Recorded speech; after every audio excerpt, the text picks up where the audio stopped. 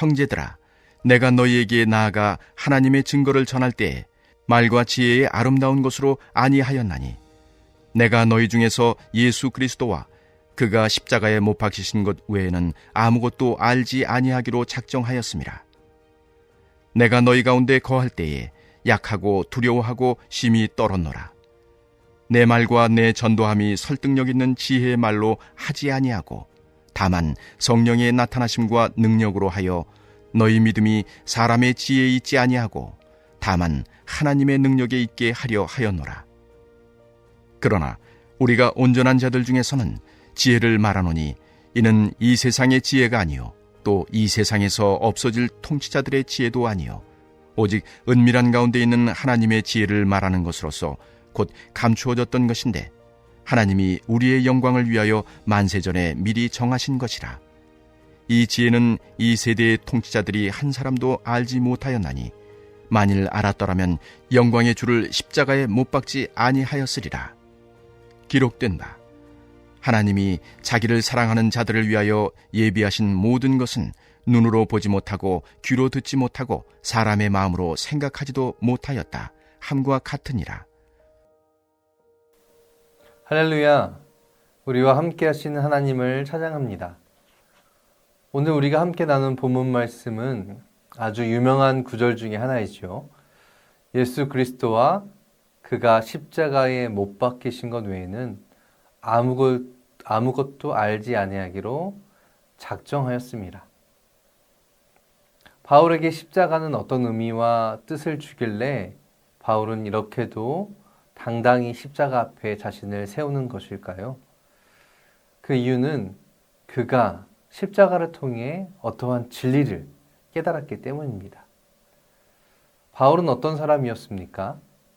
먼저 바울은 바리새인 교육을 받은 유대인이었습니다.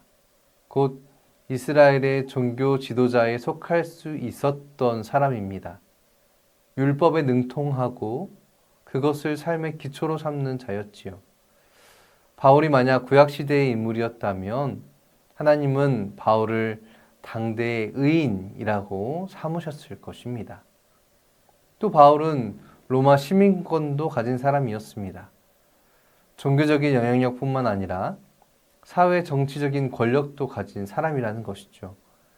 그러니까 바울은 종교뿐만 아니라 정치와 법에도 능통했던 그 사회의 초엘리트였습니다.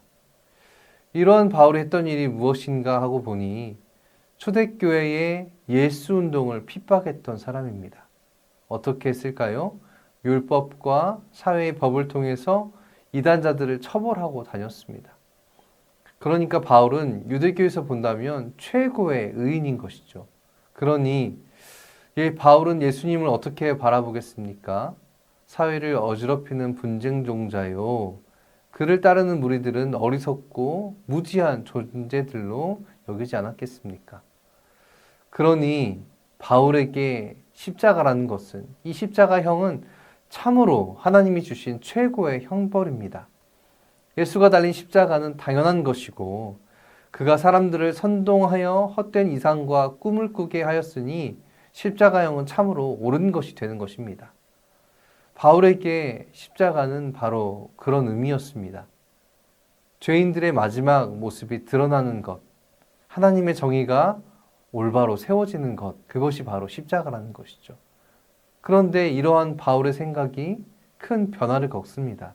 아니, 바울은 거듭나게 됩니다.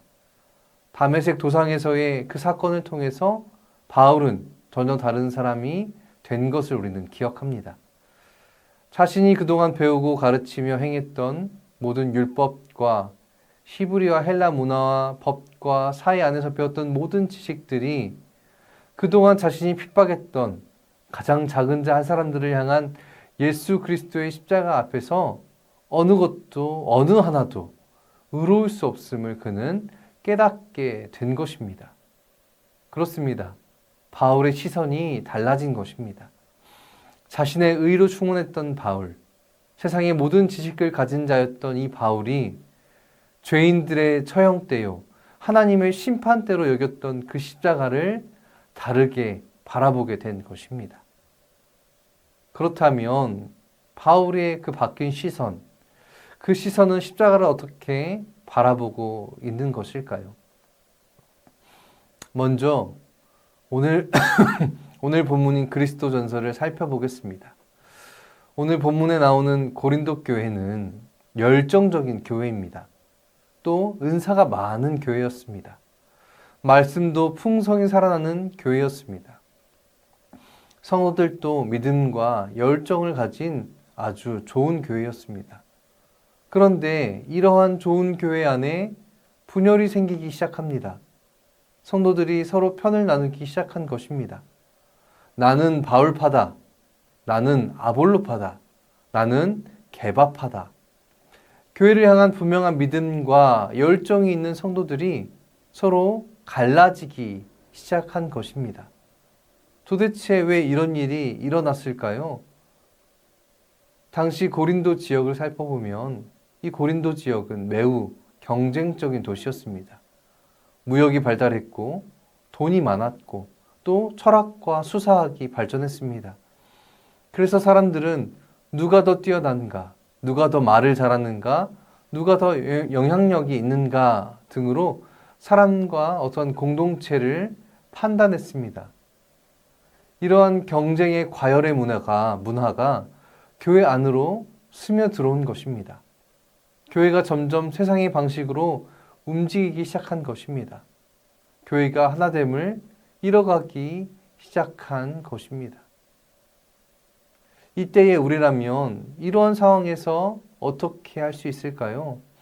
바울파와 아볼로파와 게바파, 이 세 파의 수장들이 나와서 싸우든지 다투든지 회의를 하든 어떤 방식으로 합병하거나 아니면 나머지 두 파를 교회 밖으로 쫓아내지 않았을까요? 바울도 배울 만큼 배웠으니 온갖 화려한 수사학으로 변증 혹은 겁박 또는 협박으로 싸움을 종결하려 했을지도 모릅니다. 그런데 바울이 오늘 말씀을 통해 내세우는 것이 무엇입니까? 십자가입니다. 매우 끔찍한 십자가를 그들 앞에 꺼내어 놓습니다. 수치의 상징이었고 실패의 상징이었고 고통의 상징이었던 이 십자가를 그들 앞에 내어놓습니다.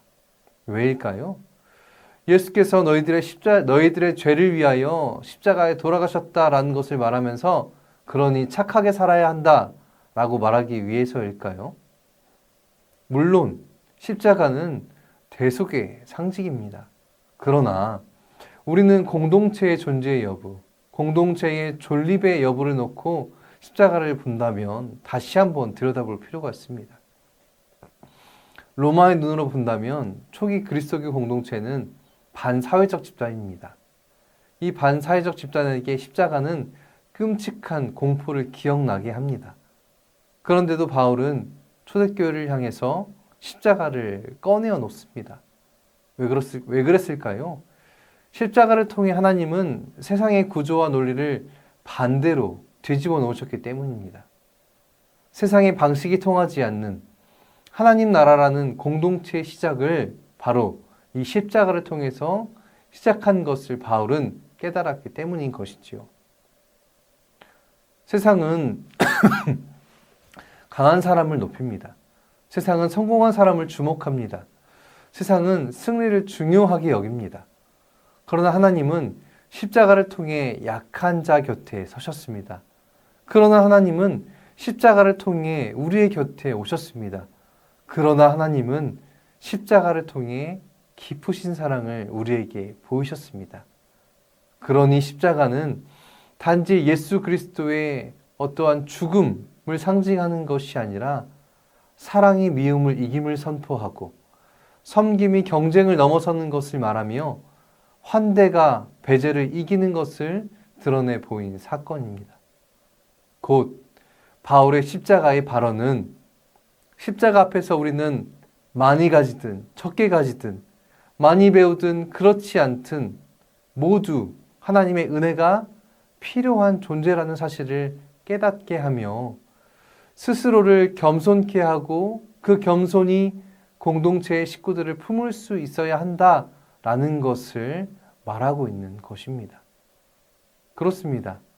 나는 바울파요, 나는 아볼로파요, 나는 게바파요 라며 서로를 향해 선을 긋고 미워하고 백척한 고린도 교회의 성도들을 향한 바울의 십자가의 고백은 우리가 그리스도 앞에서 모두가 동일한 자요, 한 형제 자매임을 상기시키며 여전히 십자가를 통해 예수 그리스도의 사랑을 배우는 공동체여야 한다는 것을 함께 깨닫게 합니다.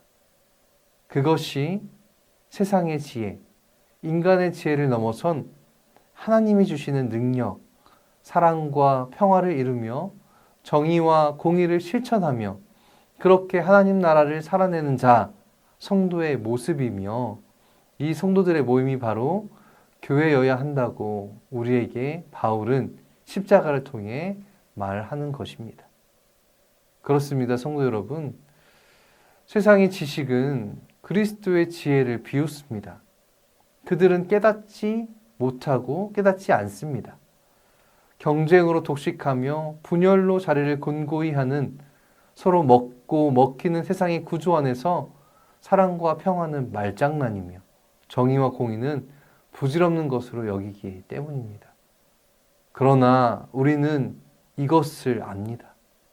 감추어진 이 하나님의 지혜가 우리 인간의 삶뿐만 아니라 이 땅을 온전히 회복시킬 것이며 완전한 하나님 나라로 이끌 것임을 우리는 깨닫고 있습니다. 세상은 예수를 실패자로 여기기 위해 십자가에 못 박았지만 바로 그 십자가가 이 땅을 향하신 하나님의 뜻이 드러난 자리이며 하나님의 용서가 드러난 자리이며 하나님 나라가 시작된 자리라는 것을 우리는 잊지 말아야 할 것입니다. 오늘 우리에게도 동일합니다. 바울이 고백한 것처럼 여전히 우리는 약하고 두려워하고 심히 떠는 존재이지만 그래서 실패한 그 십자가에 달린 사람 같지만 바로 이러한 우리를 통해서 하나님의 능력이 드러나며 하나님의 은혜가 펼쳐진다는 것을 믿으시길 바랍니다. 그래서 우리는 용서하고 기다려주며 더욱더 낮아지는 자가 되어야 할 것입니다. 그렇게 사랑이 깊어지고 화해가 일어나며 약자를 품고 서로를 살리는 하나님 나라가 이루어져 갈 것입니다. 그런 우리의 모든 삶이 되기를 주님의 이름으로 축원합니다. 이 시간 함께 기도하겠습니다.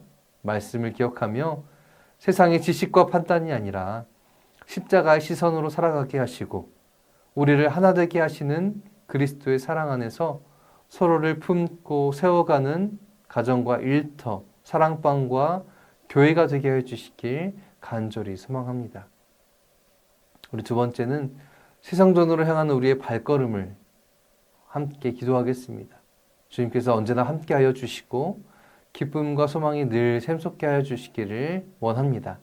이제 막바지 공사가 진행되고 인테리어 공사가 진행될 것인데 그때에도 주님께서 친히 함께 하시고 인도해 주시기를 간절히 소망합니다. 우리 두 가지 제목 가지고 함께 합심으로 기도하겠습니다.